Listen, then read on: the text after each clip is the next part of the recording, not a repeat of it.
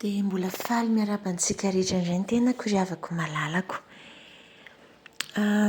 Ity fampaherezana sy fampianarana izay tiany Tompo atao ity indray riavako dia ny momba ny reharehana. Alohan'ny hanombohantsika azy dia andaontsika hangataka ny fiasan'ny fanahy mba hanambara izay tiany indray amin'ny alalan'ity fitaovana ity.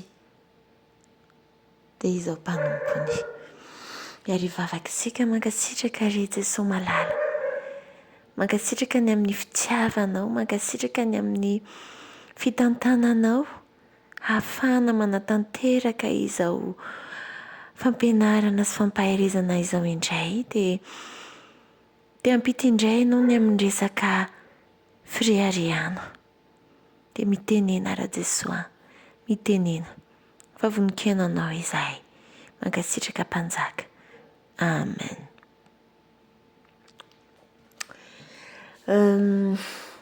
Ny tena anombohantsika azy riavako malala dia nisy sary an-tsaina izay nalefan'ny Tompo ato anatiko dia nandinika amin'izay tokoa dia tena afaka hakana lesona ny momban'ny reharehana. Nisy hazo lehibe anankiray tena tsara tarehy.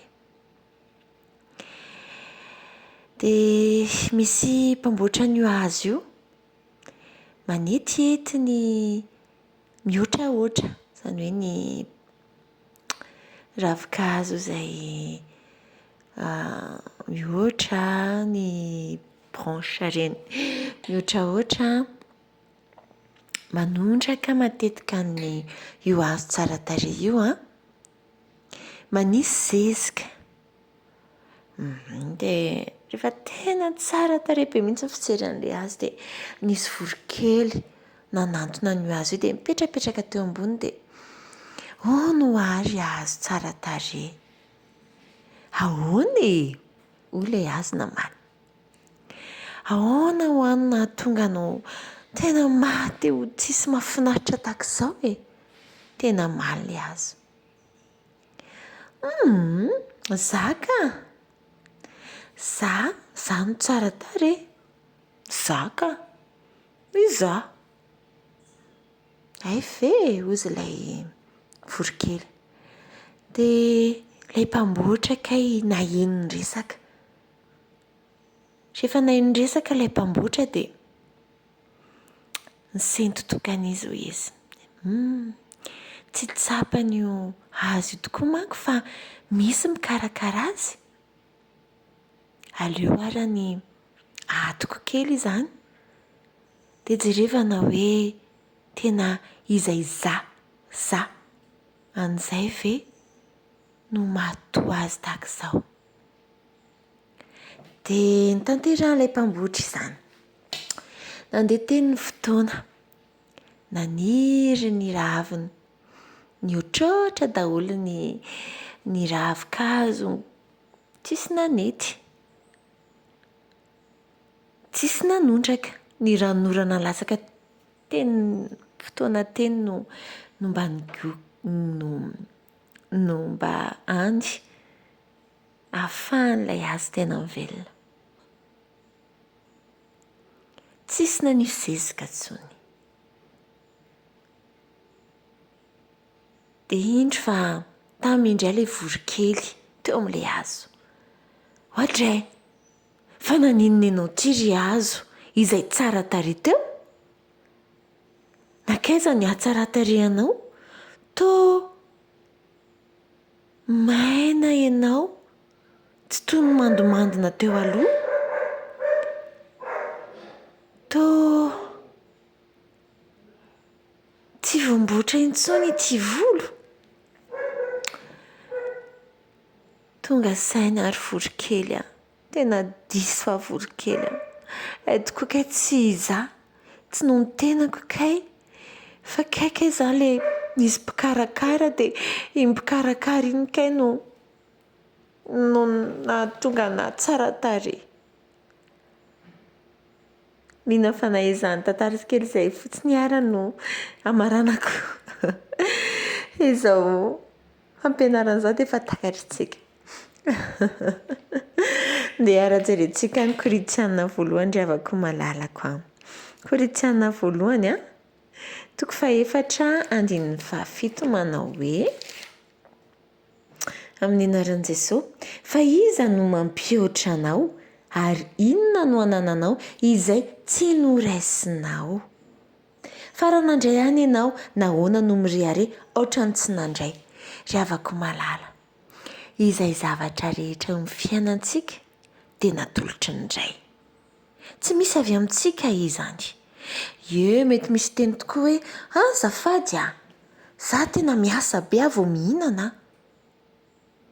Ekena, fa raha toa moa tsy hanananao mitanjaka ny hery ny fahasalamana, dia ahoana? Mahavita miasa ve isika? Azontsika ve ry havako? Na ny rivotra izay iainantsika fotsiny ary ninona mety tenenitsika hoe za tena mpanao an'izao, za tena tsy misy manao an'izao raha tsy zaza. Miala kely 4 segondra re zany tsy misy rivotra dia manahoana ry havako? Araka ny tenin'ny Korinttiana 2 toko 10:17 ry havako dia izao amin'ny anaran'i Jesoa. Fa izay mirehareha dia aoka ho Jehovah no reharehany. Aoka Andriamanitra ny reharehantsika fa avy aminy ny zavatra rehetrarehetra, tsy misy noho ny herintsika, tsy misy noho ny tanjakantsika ry havako malala, avy amin'ny tokana irehany. Ka aokantsika tsy misy irehareha ny amin'ny tenantsika.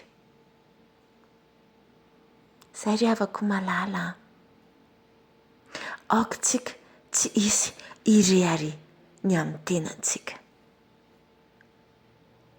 Dia ataontsika fanampin'izany rehetrarehetra izany ihany koa ry havako dia izao. Aokantsika tsy hanao ny hafa ho kely noho isika, na aokantsika tsy hanandratra ny tenantsika ho ambony noho ny hafa. Aokantsika tsy hanandratra ny tenantsika ho ambony noho ny hafa, ary tsy hanao ny hafa ho kely noho isika. Isika rehetra ry havako malala dia samy manana ny fanomezam-pahasoavana natolotr'Andriamanitra antsika. Korinttiana 2:7 izany ry havako. Samy manana ny fanomezam-pahasoavana avy isika ry havako malala. Ekena fa tsy mitovy fa saingy mifameno. Mifameno ry havako dia noho izany aoka tsisy rehareny amin'ny tenany hoe tena mahavita zavatra, fa ny hafa koa mahavita ihany koa izay zavatra tsy vitanao. Dia nandeha indray ny sary an-tsaina nataon'ny Tompo dia toy ny angady sy fanondrana. Dia ny rehareha izany ny angady.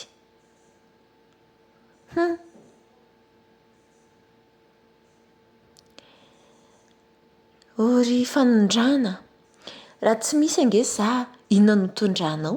Ny tany tsy voasa.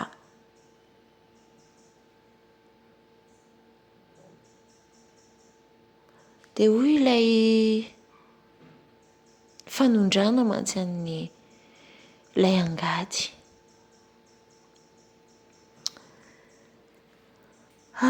Zany ve? Aleo ary hipetraka e. Aleo ary tsy mampiasa intsony e, fa vitanao avokoa ny zavatra rehetra. Ie, tena vitako ny asanao ka. Ianao tsy havita ny hafa, za mahavita. Dia tonga zany ilay mpamboly andray an'ilay angady sy ilay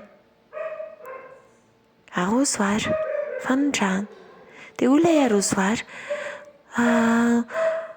aleo izy tena ohatrany tsy mahazo aina androany fa aleo za mba hipetraka kely fa sady vitany angady daholo anie moa ny zavatra rehetra na ny manondraka ary ny vitany. Ozy ilay mpamboly daholo andramana nangady vitany tsara ny asa voangady tsara ny tany anondraka amin'izay endrikoa satria somary bombe kely ny angady dia afaka nahazo rano kely tatitra kely isaky ny mandeha sady torovana ny angady ny torovana ny mpamboly okizay hoy ilay mpambotra natao hifameno ianareo. Ilay angady koa moa feno rano no ny farany lasa arafesenina dombo ny hafarany. Antsika ve ry havako samy manana ny anitry no azontsika rehetrarehetra ry havako malala araky ny petera voalohany toko 4:10 hamaranantsika azy. Petera voalohany toko 4:10 manao hoe amin'ny anaran'i Jesoa samy mifanompo araka ny fanomezam-pahasoavana izay noraisinareo dia tahaka ny mpitandrina tsara ny fahasoavana maro samihafa izay an'Andriamanitra. Zao arany raha misy ny reharehanao dia Andriamanitra tokana ihany fa avy amin'ny zavatra rehetra ary aza manao ny tenanao mihoatra ny hafa fa samy manana ny asany avokoa ny tsirairay avy. Ho an'Andriamanitra rery ihany ny voninahitra ry havako malala. Ho antsika rehetra kosa ny fanetretena sy ny fitiavan'ny Tompo. Aleluia. Amen.